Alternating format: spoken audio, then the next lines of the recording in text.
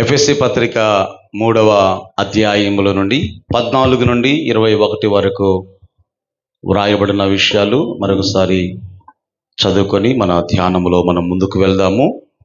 ఈ హేతువు చేత పరలోకమందును భూమి మీదను ఉన్న ప్రతి కుటుంబము ఏ తండ్రిని బట్టి కుటుంబం అని పిలువబడుచున్నదో ఆ తండ్రి ఎదుట నేను మోకాల్లోని మీరు అంతరంగన పురుషుని యందు శక్తి కలిగి ఆయన ఆత్మ వలన బలపరచబడినట్లుగాను క్రీస్తు మీరు హృదయములలో విశ్వాసము ద్వారా నివసించినట్లుగాను తన మహిమైశ్వర్యము చొప్పున మీకు దయచేయవలననియు మీరు దేవుని సంపూర్ణత యందు పూర్ణులగునట్లుగా ప్రేమయందు వేరుపారి స్థిరపడి సమస్త పరిశుద్ధులతో కూడా దాని వెడల్పు పొడుగు లోతు ఎత్తు ఎంతో గ్రహించుకొనుటకును జ్ఞానముకు మించిన క్రీస్తు ప్రేమను తెలుసుకొనుటకును తగిన శక్తి గలవారు కావాలనని ప్రార్థించుచున్నాను.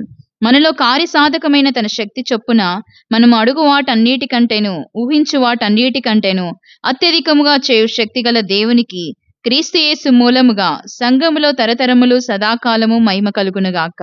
ఆమేన్. ఆమేన్.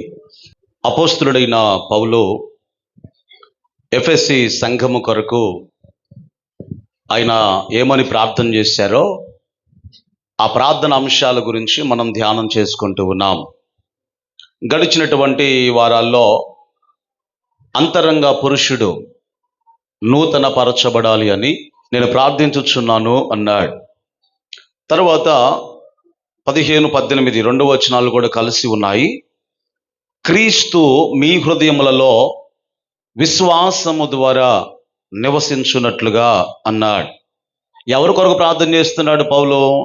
సంఘం కొరకు ప్రార్థన చేస్తున్నాడు. రెండో అంశం ఏమిటంటే క్రీస్తు మీ హృదయాల్లో నివసించాలి అన్నాడు. అదేంటి? మనం మారు మనస్సు పొంది బాప్తిసం పొందినప్పుడు క్రీస్తు మనలోనికి వస్తాడు. అయితే పౌలు ఇక్కడ ఏమన్నాడు అంటే క్రీస్తు మీ హృదయాల్లో నివసించాలని మీ కొరకు ప్రార్థన చేస్తున్నాను అన్నాడు. అంటే ఒక అవిశ్వాసి కొరకు, ఒక పాపి కొరకు ఎలా ప్రార్థన చేస్తాడో ఒక విశ్వాసి కొరకు అలా ప్రార్థన చేస్తున్నాడు. క్రీస్తు మీ హృదయాల్లో నివసించాలి అంటే ఆయన ఆంతర్యం ఏమిటంటే క్రీస్తు మీ హృదయంలో ఉన్నాడేమో కానీ ఆయన ఉన్నటువంటి స్థానాలు 2 స్థానాలు ఉన్నాయి.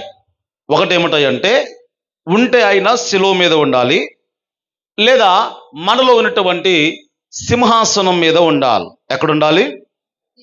ఉంటే శిలువ మీద. ఎక్కడ? మన హృదయంలోనే 2 స్థానాలు. ఉంటే శిలువ మీద, లేదా మనలో ఉన్నటువంటి సింహాసనం మీద ఉండాలి. శిలువ మీద ఉండడము అంటే దేవునికి అయిష్టమైనటువంటి కార్యాలు నువ్వు చేస్తున్నప్పుడు నీలోనే ఉన్నాడు కానీ మరలా ఆయనను నీవు సిలువ వేస్తున్నావు అంటే సిలువకే నీవు పరిమితం చేస్తున్నావు. అయితే సింహాసనం మీద ఉండడము అంటే ప్రతిదానికి కూడా దేవునికి ప్రథమమైనటువంటి స్థానాన్ని నీవు ఇస్తూ ఉన్నప్పుడు ఆయన నీ హృదయంలో ప్రభువుగా ఉన్నట్లు. ఉదాహరణకు మీ ఇంటికి ఎవరైనా బంధువులు వచ్చారనుకోండి, ఈ పొరిగింటోళ్ళు ఎవరో అడిగారు, అమ్మ మీ ఇంటికి చుట్టాలు వచ్చారుగా, మరి 2 రోజులైంది, పోయారా ఉన్నారా అని అడిగారు అనుకోండి. మీకు ఇష్టం లేనట్టుగా ఎట్లా చెప్తారంటే ఇంకెక్కడికి పోతారు, టెస్ట్ వేసారు ఇంట్లో, ఎప్పుడు పోతారు ఏమో, నేను చచ్చిపోతున్నాను అని మన సమాధానం చెప్తాం. అంటే ఇంట్లో టెస్ట్ వేశారు అని చెప్తారు. చూసారా? అంటే ఇంట్లో నుంచి వెళ్ళారా అంటే వెళ్ళలేదు, ఇంట్లోనే ఉన్నారు. కానీ మీ ఆన్సర్ ఎలా ఉంది అంటే టెస్ట్ వేసి కూర్చున్నారు అన్నట్లుగా అయిష్టంగా మీరు మాట్లాడుతున్నారు. అంటే క్రీస్తు కూడా మన హృదయాల్లో ఎలా ఉన్నాడు అంటే నీకు అయిష్టంగా ఆయన ఉన్నాడేమో, ఆ విషయాన్ని మనం గ్రహించాలి. మీకు అర్థమయ్యే స్టైల్లో మీ హృదయంలో ఆయన తిష్ట వేశాడా, లేకపోతే నీ హృదయంలో ఆయనను ప్రభువుగా ప్రతిష్ఠించావా? మళ్ళీ అడుగుతున్నాను, నీ హృదయంలో ఆయన తిష్ట వేసుకొని కూర్చున్నాడా, లేకపోతే నీ హృదయంలో ఆయనను ప్రభువుగా నువ్వు ప్రతిష్ఠించావా? తిష్ట వేసుకోవడం అంటే అర్థం ఏంటి? నీకు ఇష్టం లేకపోయినా ఆయన ఉన్నాడు అని అర్థం. అంటే కొన్ని సందర్భాల్లో మనం చేసేటువంటి పనుల ద్వారా యేసయ్యను మనం ఏం చేస్తున్నాము అంటే శిలువ మీదనే ఉంచేస్తున్నాం, నువ్వు అక్కడే ఉండయా అన్నట్లుగా. కానీ మన సింహాసనం మీద ఆయన్ను కూర్చుండబెట్టాము అంటే ఆయన అధికారానికి మనం ఒప్పుకున్నట్లే. అంటే సర్వాధికారము కలిగినటువంటి దేవుడు కాబట్టి అన్ని విషయాల్లో కూడా ఆయన ఆధిపత్యానికి మనం ఒప్పుకోవాలి. నువ్వు ఒంటరిగా ఉన్నప్పుడు ఆయన ఆధిపత్యానికి ఒప్పుకోవాలి. యవనస్తులు కాలేజీకి వెళ్ళినప్పుడు ఆయన ఆధిపత్యానికి నువ్వు ఒప్పుకోవాలి. లేకపోతే ఏ స్థలంలో నీవు నివాసం చేస్తున్నావో, లేదా షాపింగ్ చేసేటప్పుడు, ముఖ్యంగా చీరలు కొనేటప్పుడు, ప్యాంటు షర్ట్లు కొనేటప్పుడు దేవునికి స్తోత్రం, ఆయన ఆధిపత్యానికి ఒప్పుకోవాలి. నా డబ్బు నా ఇష్టం అనుకుంటావు కానీ సమస్త విషయాల్లో కూడా దేవుని సర్వాధికారానికి మనం ఒప్పుకోవాలి. ఆమెన్ చెప్పండి గట్టిగా. నీవు ఖర్చు పెట్టే విషయంలో కానీ అన్ని విషయాల్లో కూడా దేవుని సర్వాధికారానికి మనం ఒప్పుకోవాలి. కనుక ఇక్కడ రాయబడినటువంటి మాట, క్రీస్తు మీ హృదయాల్లో శిలువ మీద ఉన్నాడా లేదా సింహాసనం మీద ఉన్నాడా? ఆ విషయాన్ని మనం గుర్తుపెట్టుకోవాలి. ఇక్కడ పౌలు ఏమంటున్నాడు అంటే, క్రీస్తు మీ హృదయముల్లో సంతోషంగా ఉండాలి అని, ఆయనను ప్రభువుగా మీరు ప్రతిష్ఠించాలి అని మీ కొరకు నేను ప్రార్థించుచున్నాను అన్నాడు. ఆమెన్ చెప్పండి గట్టిగా. ఒకవేళ క్రీస్తు మన హృదయాల్లో ఉంటే ఏం జరుగుద్దో ఇదే పౌలు రోమా సంఘానికి ఉత్తరాన్ని రాస్తూ ఒక విషయాన్ని తెలియచేయచ్చు ఉన్నాడు. 8వ అధ్యాయము 9వ వచనము నుండి 11వ వచనం వరకు దేవుని వాక్యాన్ని ఈ సమయంలో మనం చదువుకుందాం. దేవుని ఆత్మ మీలో నివసించిన ఎడల, దేవుని ఆత్మ నివసించి ఉన్న ఎడల మీరు ఆత్మ స్వభావము గలవారే గాని శరీర స్వభావము గలవారు కారు. శరీర స్వభావము గలవారు కారు. ఎవడైనను క్రీస్తు ఆత్మ లేనివాడైతే వాడు ఆయన వాడు కాడు. క్రీస్తు మీలో ఉన్న ఎడల, జాగ్రత్త గమనించండి. పైనేమో పరిశుద్ధాత్మ గురించి మాట్లాడుతున్నాడు, క్రిందేమో క్రీస్తు గురించి మాట్లాడుతున్నాడు. అంటే మనలో నివసించేది పరిశుద్ధాత్మ దేవుడా లేకపోతే క్రీస్తా? అంటే పరిశుద్ధాత్మ ద్వారా క్రీస్తు మన హృదయాల్లో నివాసం చేస్తాడు. క్రీస్తు మీలో ఉన్న ఎడల, క్రీస్తు మీలో ఉన్న ఎడల మీ శరీరము పాప విషయమై, మీ శరీరము పాప విషయమై మృతమైనది గాని మీ ఆత్మ నీతి విషయమై జీవము కలిగి ఉన్నది. అందరు నా వైపు చూస్తారా? ఒకవేళ క్రీస్తు మీ హృదయాల్లో నివసిస్తున్నాడు అంటే దాని అర్థం ఏంటో తెలుసా? మీరు పాప విషయంలో చచ్చినట్లుగా ఉంటారు. ఎలా ఉంటారు? పాపం విషయంలో మీరు మృతులుగా ఉంటారు అన్నాడు. అంటే క్రీస్తు మన హృదయాల్లో నివసిస్తూ ఉన్నప్పుడు పాపం విషయంలో మీరు మృతులుగా ఉంటారు కానీ నీతి విషయంలో మీరు జీవాన్ని కలిగి ఉంటారు అన్నాడు. ఆమెన్ చెప్పండి గట్టిగా. అది కనుక క్రీస్తు మన హృదయాల్లో నివసించాలి అని అపోస్తలుడైనటువంటి పౌలు భక్తుడు మాత్రమే కాదు, దేవుని సంఘముగా కూడా మన సంఘము కొరకు మనం ప్రార్థించాలి. అందుకొరకే మీరు చదువుకుంటే లవోదికీయ సంఘ విషయంలో అందులో ఉన్నటువంటి పద్ధతులు, అందులో ఉన్న పాపములు, అందులో ఉన్న ఆచారాలు చూసి, లేకపోతే దేవుని ఆధిపత్యానికి ఒప్పుకోనటువంటి వారి తత్వాన్ని దేవుడు చూసి యేసయ్య సంఘాన్ని వదిలేసి ఆయన బయటకు వెళ్ళిపోయాడు. లవోదికీయ సంఘాన్ని వదిలేసి ఆయన బయటకు వెళ్ళిపోయాడు. బయటకు వెళ్ళిపోయి మళ్ళీ ఏమన్నాడు? ప్రేమ కలిగిన యేసయ్య దూరంగా వదిలేసి వెళ్ళిపోలేదు కానీ మరలా నువ్వు తలుపు తీస్తే నీలోనికి నేను వస్తాను అన్నాడు. ఒక వ్యక్తితో చెప్పిన మాట కాదు అది, సంఘంతో చెప్పిన మాట. అది ఎవరితో చెప్తున్నాడు? ఒక వ్యక్తితో కాదు. నువ్వు తలుపు తీస్తే నేను వస్తాను అని ఒక వ్యక్తితో కాదు, లవోదికీయ సంఘముతో దేవుడు మాట్లాడుతున్నాడు. అంటే ఏ సంఘం అయితే ఆయన శరీరంగా పిలువబడుతూ ఉందో, ఏ సంఘం అయితే క్రీస్తు వధువుగా పిలువబడుతూ ఉందో ఆ సంఘములో యేసయ్యకు స్థానము లేదు. ఎందుకొరకు స్థానము లేదు అంటే లోకములో ఉన్న పద్ధతులు, లోకములో ఉన్న ఆచారములో, లోకములో ఉన్న పాపములో, లోకములో ఉన్న అంధకారము సంఘములోనికి వచ్చింది. కాబట్టి సంఘములో ఉన్న యేసయ్య ఎక్కడికి వెళ్ళాడు? బయటికి వెళ్ళిపోయాడు. ఇది ఎంత విచారకరం అంటే సంఘానికి శిరస్సు ఎవరు? ప్రభువైన యేసుక్రీస్తు వారు. తలకాయ లేకపోతే అసలు మొండ ఎవరిదని చెప్పాలి? అంటే తల లేకపోతే శరీరానికి ఏం లేదు చెప్పండి, అది గుర్తింపు లేదు. ఒక మాట చెప్పాలి అంటే తల లేకపోతే మొండానికి ఏం లేదు చెప్పండి, గుర్తింపు అనేది లేదు. మరి సంఘంలో అసలు క్రీస్తే లేకపోతే నువ్వు 100 క్రీస్తు సంఘం అని పెట్టుకో, దేవుని సంఘం అని పెట్టుకో, ఉజ్జీవము కలిగిన జీవము కలిగిన ఇంకెంత పొడుగు పెట్టుకో పేరు, నువ్వు ఏ పేరున్న పెట్టు, సంఘంలో క్రీస్తు లేకుండా మనం ఏ పేరు పెట్టినా అది వ్యర్థము.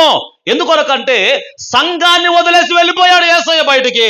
కానీ ప్రేమ కలిగిన వాడు కాబట్టి పూర్తిగా దూరంగా వెళ్ళలేదు. మళ్ళీ ఏమన్నాడు? మాటలు అందిస్తున్నాడు. నువ్వు తలుపు తీస్తే నీలోనికి నేను వస్తాను. పిల్లలు ఉన్నారనుకోండి, పాప ఈయన పగలంతా పనికి పోయి వస్తాడు, బాగా అలిసిపోయి ఉంటాడు. ఇంటికి వచ్చి ప్రశాంతంగా కాసేపు పడుకుందాం అనుకుంటే ఈడేం చేస్తాడంటే ఏడుపు మొదలు పెడతాడు. అని చెప్పేసిగా కాసేపు ప్రశాంతంగా పడుకుందామంటే ఏడుపు మొదలు పెడతాడు. ఇక తట్టుకోలేక చికాకు పుట్టి ఒక దెబ్బ కొట్టాడు అనుకోండి, ఇంకొంచెం సౌండ్ పెంచుతాడు. మానేడు దెబ్బ కొడితే ఏం చేస్తాడు? ఇంకొంచెం సౌండ్ పెంచుతాడు. చికాకు పుట్టి ఏం చేస్తాడు అంటే తండ్రి కోపంతో బయటకు తీసుకొస్తాడు. బయటకు తీసుకొచ్చి తలుపేస్తాడు. తలుపు వేసి వీళ్ళు ప్రశాంతంగా పడుకుంటారా? లోపల ప్రశాంతంగా పడుకోరు. ఇక మొదలు పెడతారు కిటికీ దగ్గరకు వచ్చి. ఇక అమ్మ మొదలు పెట్టి ఏమంటదంటే, ఏమండి ఈ మధ్య దయ్యాలు తిరుగుతున్నాయట, బాగా ఏడ్చే పిల్లలను ఎత్తుకెళ్తున్నాయట అని ఏమో పెద్దగా అంటది. ఈయనేమంటాడు? దయ్యాలే కాదు, ఎలుగుమంటలు కూడా తిరుగుతున్నాయట, బాగా ఏడ్చే పిల్లలను ఎత్తుకెళ్తాయట. అంటే మీకు అర్థం కావడానికి చెప్తున్నాను. ఈ పిల్లవాడి మీద ద్వేషంతో కాదు బయటికి వెళ్ళగొట్టింది, ఏడుపు మానేస్తాడేమో అని చెప్పి ఈ ఏడ్చేటువంటి పిల్లవాడిని ఏం చేస్తారంటే బయటకైతే పంపిస్తారు. కానీ ప్రేమ ఉంది కదా, ప్రేమతో మళ్ళీ ఏం చేస్తున్నారు అంటే ఆ మాటలు అందిస్తూ ఉంటారు. ఇదే మనము సంఘానికి ఆపాదిస్తే, సంఘాన్ని వదిలేసి యేసయ్య బయటకైతే వెళ్ళిపోయాడు కానీ దూరంగా వెళ్ళిపోలేదు. మరలా లోపలికి రావడానికి ఆయన ఏం చేస్తున్నాడు అంటే సంఘాన్ని హెచ్చరిస్తున్నాడు, సంఘానికి మాటలు అందిస్తున్నాడు. మీరు ఇలా ఉంటే, మీరు ఇలా మారు మనసు పొందితే మరలా నేను మీలోనికి వస్తాను అన్నాడు. ఆమేన్ చెప్పండి గట్టిగా. హల్లెలూయా. అందుకొరకే ఇక్కడ రాయబడిన మాట, మీరు తలుపు తీస్తే మీలోనికి వస్తాను అన్నాడు. ఇక్కడ పౌలు కూడా ఏమని ప్రార్థన చేస్తున్నాడు అంటే, క్రీస్తు మీ హృదయంలో నివసించాలి అని నేను మీ కొరకు ప్రార్థించుచున్నాను అన్నాడు. ఇంకా ఏమని ప్రార్థన చేస్తున్నాడు చూడండి ఒకసారి, కింద వచనాలు మనం చదువుకుంటే, మహిమైశ్వర్యము చొప్పున మీకు దయచేయవలననియు దేవుని సంపూర్ణత యందు, అది దేవుని సంపూర్ణత యందు పూర్ణులగునట్లుగా ప్రేమయందు వేరుపారి ప్రేమయందు వేరుపారి స్థిరపడి సమస్త పరిశుద్ధులతో కూడా ఆ ప్రేమ ఎత్తు లోతు వెడల్పు ఎంతో మీరు తెలుసుకోవాలని మీ కొరకు నేను ప్రార్థించుచున్నాను అన్నాడు. ఆమేన్ చెప్పండి గట్టిగా. హల్లెలూయా. అంటే ప్రేమ కలిగి ఉండాలి అని, ప్రేమలో సంపూర్ణులుగా ఉండాలి అని మీ కొరకు నేను ప్రార్థించుచున్నాను అన్నాడు. ఇక్కడ రాయబడిన మాట ప్రేమలో వేరుపారి అన్నాడు. వేరు ఎక్కడ ఉంటుంది? వేరు భూమిలో ఉంటది. పునాది ఎక్కడ ఉంటది? భూమిలోనే. రెండింటికి తేడా ఏంటి? పునాదేమో ఒక్క చోటనే స్థిరంగా ఉంటది, వేరేమో భూమిలో పారతా ఉంటది. రెండు భూమిలోనే ఉంటాయి. వేరుకి పునాదికి తేడా ఏమిటాయి అంటే, అదేమో ఒక చోట స్థిరంగా ఉంటది పునాది, కానీ వేరేమవుతా ఉంటది, అది పారతా ఉంటది. ఇప్పుడు ప్రేమలో కూడా మనం ఎలా ఉండాలి అంటే, ఒక చోటనే అని కాదు, సంఘములో ప్రేమ ఎలా ఉండాలి అంటే వేరు పారాలి అన్నాడు. అంటే దాని ఎత్తు, దాని లోతు, దాని వెడల్పు ఎంతో మీరు గ్రహించుకోవాలి అంటే ఇంటికాడ కూర్చోవటం కాదు, పరిశుద్ధులతో కూడుకోవాలి అన్నాడు. అక్కడ ఏమన్నాడు? మీరు పరిశుద్ధులతో కూడి అన్నాడు. ఆమేన్ చెప్పండి గట్టిగా. హల్లెలూయా. ఇంటికాడ కూర్చొని ఉంటే ఇంటికాడ ప్రార్థన చేసుకోవచ్చులే, యూట్యూబ్లో వాక్యము, టీవీల్లో వాక్యము, పెద్ద పెద్ద అయ్యగారుల వాక్యం వినొద్దని చెప్పట్లా, వినండి మంచిదే. కానీ సంఘ కార్యక్రమాలు ఏవైతే ఉన్నాయో, సంఘ కార్యక్రమములో తప్పకుండా పాల్గొనాల్సిందే. ఒంటరిగా మీరు ఉన్నారనుకోండి, ఒక మాట రాస్తున్నాడు బైబిల్ గ్రంథంలో, ఆ మాట చదివిస్తాను చూడండి. హెబ్రీ పత్రిక 4వ అధ్యాయము 2వ వచనములో రాయబడిన మాట, వారికి ప్రకటింపబడినట్లు. ఎవరికి? సంఘానికి వెళ్తేనే దేవుడు ఉంటాడా? మందిరానికి వెళ్తేనే దేవుడు ఉంటాడా? ఇంటికాడ ప్రార్థన చేసుకుంటే దేవుడు వెండా? యూట్యూబ్లో వాక్యం, టీవీలో వాక్యం వస్తుంది కదా అని సంఘానికి రాకుండా కూర్చుంటారు చూసారా? వారికి ప్రకటింపబడినట్లుగానే మనకు అంటే సంఘానికి వచ్చిన వారికి కూడా వాక్యం ప్రకటించబడుతూ ఉంది. కానీ వారు వినిన వారితో వారు ఏం చేశారు అంటే వాక్యము సంఘములో వినిన వారితో విశ్వాసము గలవారై ఉండలేదు కనుక కలిసి ఉండలేదు. కాబట్టి ఎవరితో? ఇంటికాడ మేము ప్రార్థన చేసుకుంటాం అంటారు చూసారా, సంఘంతో వారు కలిసి ఉండలేదు. కాబట్టి నువ్వు ఎన్ని వాక్యాలైనా విను, ఎంత పెద్ద పెద్ద అయ్యగారుల వాక్యాలైనా నువ్వు టీవీలో సెల్ ఫోన్ లో విన్న వాక్యము వారికి నిష్ప్రయోజనము అన్నాడు. ఎందుకొరకు? నువ్వు వినేది వాక్యమే, సంఘములో వినేది వాక్యమే, కానీ సంఘముతో మీరు కలిసి ఉండకపోతే విన్న వాక్యము వారికి నిష్ప్రయోజనము అన్నాడు. అర్థమైన వారు ఆమేన్ చెప్పండి గట్టిగా. హల్లెలూయా. దేవుని సంఘముగా మనం కూడుకోవాలి. అపోస్తుడైన పౌలు అన్నాడు కదా, క్రీస్తు రెండవ రాకడ సమీపించే కొలది మీరు సమాజముగా కూడుకొనుట మానుకోవద్దు అన్నాడు. ఏమన్నాడు? సమాజముగా కూడుకొనుట మీరు మానుకోవద్దు అన్నాడు. మరి మీరేం చేస్తున్నారు? మనం అదే చేస్తున్నాం. అని ఏం చేయొద్దన్నాడో మనం అదే చేస్తున్నాము. చదవండి ఒకసారి ఆ మాట కూడా. అపోస్తుడైన పౌలు హెబ్రీ సంఘానికి రాసిన పత్రిక 10వ అధ్యాయము 24-25 వచనాల్లో నుండి చదువుతున్నారు. కొందరు మానుకొనుచున్నట్టుగా అమ్మా, కొందరు మానుకొనుచున్నట్టుగా వాళ్ళకి వినపడలే, కొంచెం గట్టి చదువు. కొందరు మానుకొనుచున్నట్టుగా మళ్ళీ చదువు. కొందరు మానుకొనుచున్నట్టుగా. వినపడిందా మీకు? ఏమని వినపడింది? కొందరు మానుకొనుచున్నట్టుగా. సమాజముగా కూడుట మానక. సమాజముగా కూడుట మానక. కొందరు మానుకుంటున్నారు చూసారా? సంఘ కార్యక్రమాలు, విజ్ఞాపన కూడికలు, సహవాస కూడికలు, లేకపోతే ఏదైతే సంఘ కార్యక్రమాలు జరుగుతున్నాయో పాల్గొనకుండా కొందరు మానుకొనుచున్నట్టుగా సమాజముగా కూడుట మానక ఒకరినొకడు హెచ్చరించుచు. ఒకరిని ఒకడు హెచ్చరించుచు. ఆ దినము సమీపించుట. ఏ దినము? క్రీస్తు రెండవ రాకడ సమీపించుట.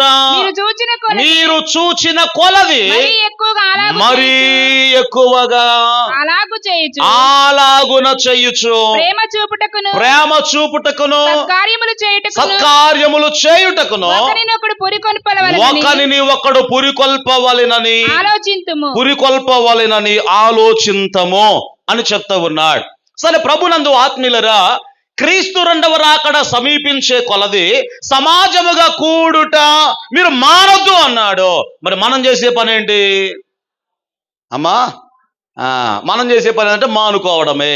కానీ పౌలు ఏమన్నాడు ఇక్కడ? రాకడ సమీపించే కొలది సమాజముగా కూడుకుంటా మీరు మానొద్దు అన్నాడు. ఆదిమ సంఘము వారు ఎప్పుడెప్పుడు కూడుకున్నారయ్యా అంటే అపోస్తుల కార్యముల గ్రంథములో 2వ అధ్యాయములో 46వ వచనములు మీరు చదువుకుంటే దేవాలయములో ప్రతి దినము కూడా వారు కూడుకున్నారు. ఆమేన్ చెప్పండి గట్టిగా. అంటే పగలంతా పని చేసుకొని రాత్రి సమయంలో వారు ఏం చేశారంటూ అంటే దేవాలయములో వారు కూడుకునేవారు. ఆదిమ సంఘ లక్షణాలు ఎలా ఉన్నాయి, మనం ఎలా ఉండాలి, ఈ వాక్యం చెప్పి నేను ముగించేస్తాను ఈరోజు. మరి ఆదిమ సంఘములో ఉన్న కార్యాలు మన సంఘములో జరగాలి అంటే ఆదిమ సంఘ లక్షణాలు ఈ సంఘములో ఉండాలి కదా. కనీసం విజ్ఞాపన కూడికలు రాలేకపోతున్నావే స్థానిక సంఘంగా ఉండి, కనీసం సంఘ సహవాస కూడికల్లో పాల్గొనలేకపోతున్నావే.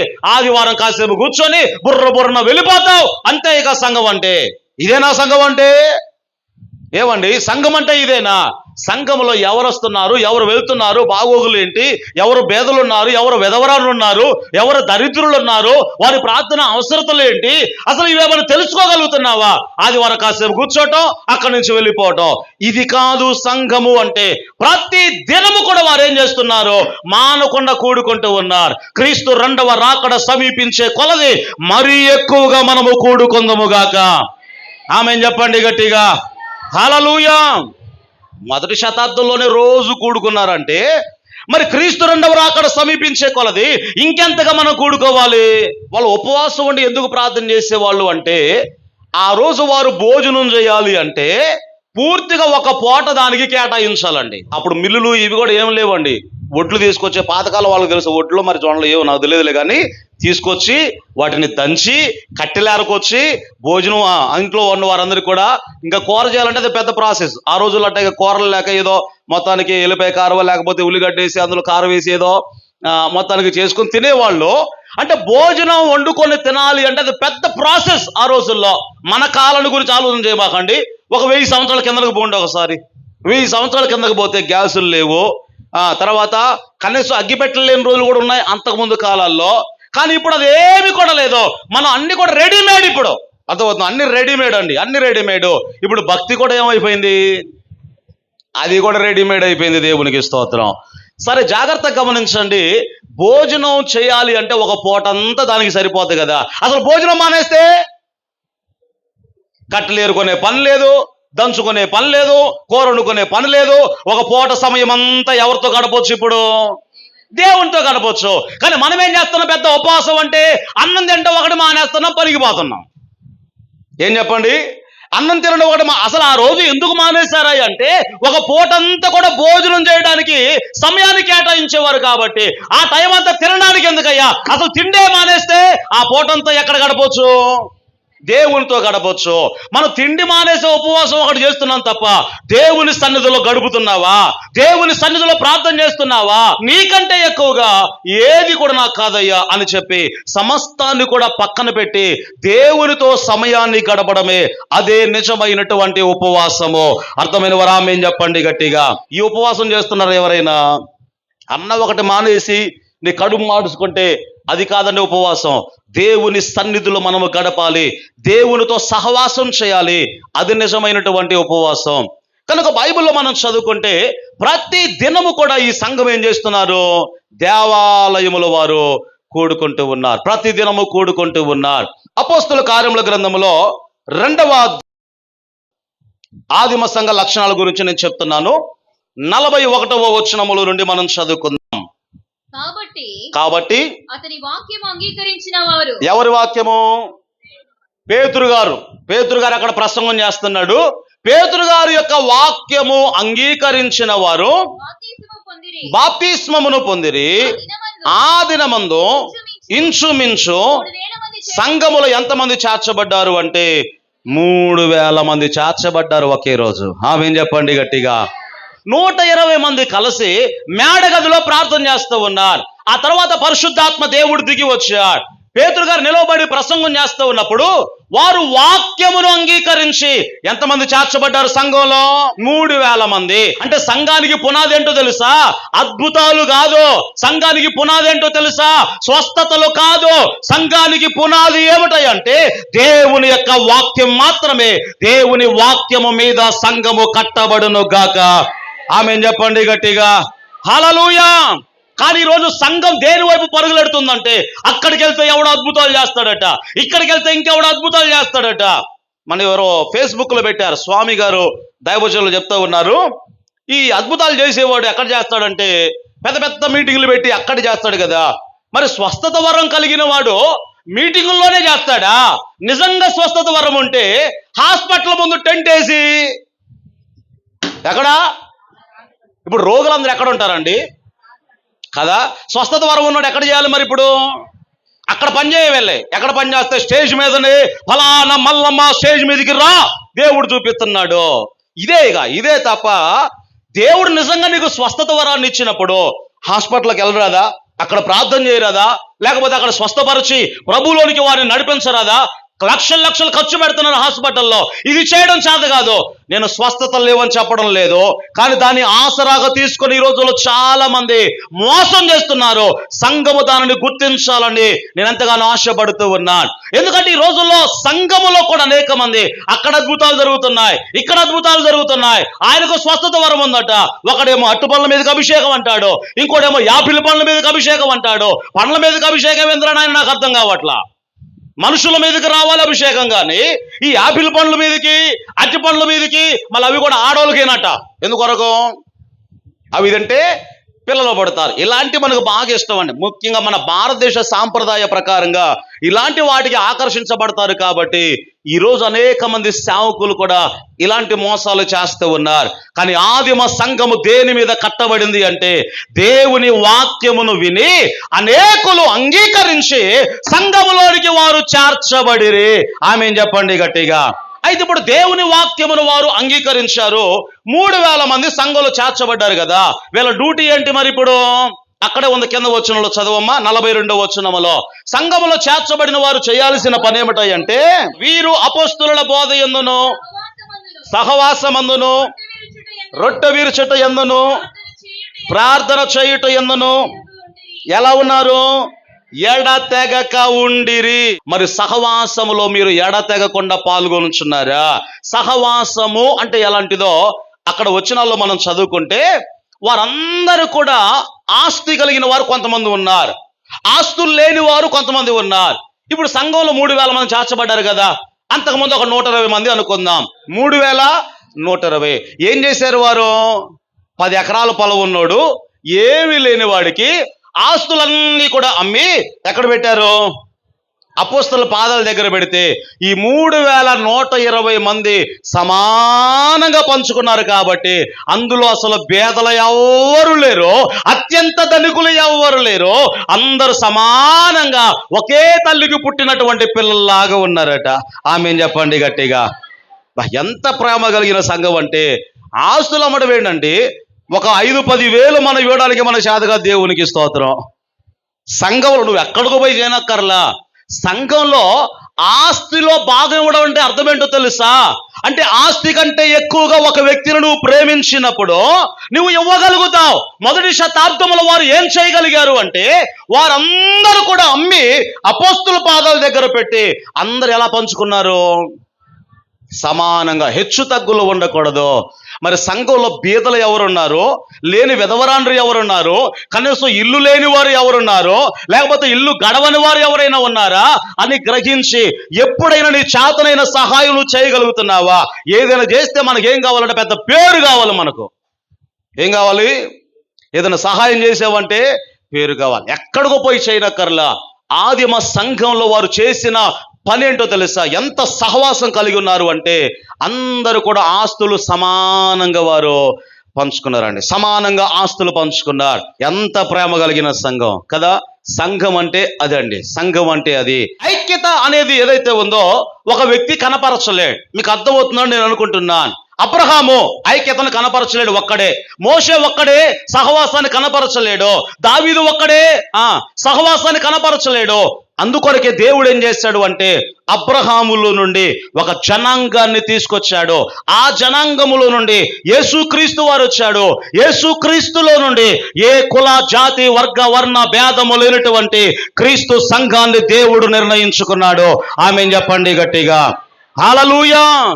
అది ఈ సంఘము ఏ సంఘం అంటే, పౌలు ఒక మాట అన్నాడు, చదవండి ఒకసారి. గలతీ సంఘానికి ఉత్తరాన్ని రాస్తూ 3వ అధ్యాయము 28వ వచనముల నుండి ఒక విషయాన్ని మనకు తెలియచేస్తూ ఉన్నాడు. గలతీ పత్రిక 3వ అధ్యాయము 28వ వచనముల నుండి చదువుతూ ఉన్నారు. ఇందులో యూదుడని లేదు, గ్రీసు దేశస్థుడని లేదు, దాసుడని లేదు, స్వతంత్రుడని లేదు, పురుషుడని లేదు, స్త్రీ అని లేదు, యేసు క్రీస్తునందు మీరందరూ ఏకముగా ఉన్నారు. ఆమేన్ చెప్పండి గట్టిగా. ఆ కాలానికి తగ్గట్టుగా రాశాడండి. ఇందులో యూదుడని లేదు, గ్రీసు దేశస్థుడని లేదు. ఈ కాలానికి తగ్గట్టుగా రాయాలంటే ఇందులో ఎస్సీలని లేదు, బీసీలని లేదు, ఓసీలని లేదు, ఇంకేమన్నాయా, బీసీసీ అని లేదు, ఎస్టీలని లేదు. అందరూ ప్రభునందు ఎలా ఉన్నారు? చెప్పండి గట్టిగా. ఏకముగా ఉన్నారు. ఆమేన్ చెప్పండి గట్టిగా. అది అక్కడ రాశాడు పౌలు. యూదుడని లేదు, గ్రీసు దేశస్థుడని లేదు, దాసుడని లేదు, స్వతంత్రుడని లేదు. మనం అందరం కూడా చివరికి ఏమన్నాడు అంటే, స్త్రీ పురుషుడు భేదం కూడా లేదు అన్నాడు. ఏమన్నాడు? స్త్రీ తక్కువ, పురుషుడు ఎక్కువ అనే భేదాలు ఏవి కూడా లేవు అన్నాడు. అంటే దేవుని సంఘములో అందరము ఎలా ఉన్నాము అంటే ఏకముగా ఉన్నాము. ఆమేన్ చెప్పండి గట్టిగా. ఈ ఐక్యత ఈరోజు సంఘంలో ఉందంటారా? సంఘము అంటే క్రీస్తు శరీరానికి గుర్తుగా ఉన్నదండి. ఇంకా ఈ సంఘములో ఉన్న మంచి క్వాలిటీస్ ఏమిటాయి అంటే, ఎడతెగక వారు ప్రార్థన చేస్తున్నారు. ఏం చేస్తున్నారు? ఎడతెగక ప్రార్థన చేస్తున్నారు. అసలు వారికి ఏమైనా అక్కర్లు ఉన్నాయంటారా? మీరు చెప్పండి. అందరూ సమిష్టిగా ఉన్నారట. అంటే సమానంగా ఆస్తులు పంచుకున్నారు కదా, అందరూ సమిష్టిగా ఉన్నారు. వారికి అక్కర్లేవి కూడా లేవు. అక్కర్లు లేకపోయినా వాళ్ళు ఏం చేస్తున్నారు? ఎడతెగకుండా ప్రార్థన చేస్తున్నారు. ప్రార్థన ఎందుకు చేయాలి అంటే అక్కరల కొరకు కాదు, యేసయ్య వలె మనం మార్చబడినట్లుగా ప్రార్థన చేయాలి. ఆమేన్ చెప్పండి గట్టిగా. ప్రార్థన ఎందుకు చేయాలి అంటే అవసరాలు తెలియచేయడానికే కాదు, అక్కరలు తెలియచేయడానికే కాదు. ఆదిమ సంఘానికి అక్కరలు అవసరాలు ఏమీ కూడా లేవు. అందరూ సమానంగా ఆస్తులు పంచుకున్నారు. మరి అయితే వారు ప్రార్థన ఎందుకు చేస్తున్నారు అంటే యేసయ్య స్వారూప్యములోనికి మార్చబడడానికి. అందుకు మనం ప్రార్థన చేయాలి. ఒక వ్యక్తితో మనం సహవాసం చేసామనుకోండి, చివరికి ఏమైపోతాం అంటే ఆ వ్యక్తిలాగానే మనము మారిపోతాం. పెద్దోళ్ళు అంటారు కదా, మూగుడితో చెవుడితో సహవాసం చేస్తేనట ఎందుకొరకు సైకిల్ చేసి వీడు కూడా అట్లా అయిపోతాడట. అంటే సామెత అట్లా తీసుకొచ్చారు. దుష్ట సాంగత్యము మంచి నడవడికను చెరుపును అని రాయబడింది. దేవునితో ఎంత ఎక్కువగా నువ్వు సహవాసం చేస్తావో అంత ఎక్కువగా ఆయనలాగా నువ్వు మారిపోతావో. బైబిల్లో ఉదాహరణ, మోషే గారు 40 దినములు దేవుని సన్నిధిలో గడిపాడు. 40 రోజుల తర్వాత కొండ దిగి కిందికి వస్తా ఉంటే దేవుడే దిగి వచ్చినట్లుగా ఉన్నదట. మోషే ముఖాన్ని ఇశ్రాయేలు ప్రజలు చూడలేకపోయారు. గల కారణము మోషే దేవునితో గడిపాడు కాబట్టి ఆయనలాగా మారిపోయాడు. మనము ప్రార్థన ఎందుకు చేయాలి అంటే అవసరాలు తెలియజేయడానికి మాత్రమే కాదు, యేసయ్యలాగా మారాలి అంటే ఎడతెగకుండా మనము ప్రార్థన చేయుదుముగాక. స్తోత్రం చెప్పండి గట్టిగా. హల్లెలూయా. ఆదిమ సంఘం ఎలా ప్రార్థన చేస్తున్నారు? ఎడతెగక వారు ప్రార్థన చేస్తూ ఉన్నారు. మిగతా విషయాలు వచ్చే వారం ధ్యానం చేసుకుందాం. దేవుని కృప మనందరికీ తోడై నడిపించును గాక.